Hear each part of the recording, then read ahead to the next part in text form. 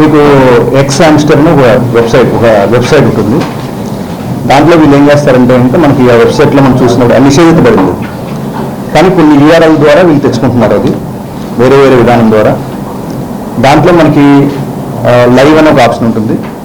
ఆ లైవ్లోని adult content ఉంటే ఇంకా మీకు అర్థమై ఉంటుంది. అశ్లీలమైన చిత్రాలు కానీ, దృశ్యాలు కానీ, వీడియోస్ కానీ వీళ్ళు లైవ్లో చూపిస్తే ఇంకా వీళ్ళకి కొన్ని పాయింట్స్ వస్తాయి. ఆ పాయింట్స్ని వాళ్ళు క్రిప్టో కరెన్సీ అంటే బిట్ కాయిన్ కానీ ఇంకా ఇతరత్ర మార్గాలు ఉన్నాయి.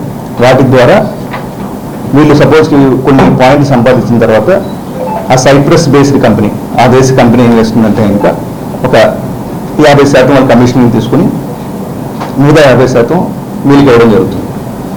సో అట్లా వీళ్ళు ఆ కంటెంట్ డెవలప్ చేయడం, అమాయకమైన అమ్మాయిని కూడా ఈ వృత్తిలోకి దింపడం ఇవన్నీ చేస్తున్నారు. సో సిఐడి పోలీసులు నమ్మదగిన సమాచారం మేరకు చాలా బ్యాక్గ్రౌండ్ చెక్ చేసి ఈ 2 ప్లేసుల్లోని గుంతకల్లోని బెంగళూరులో కూడా ఈ ముఠాన్ని మనం బ్రేక్ చేయడం జరిగింది. లోకల్ పోలీస్ సహాయం తీసుకోవడం జరిగింది. అక్కడ కూడా మనం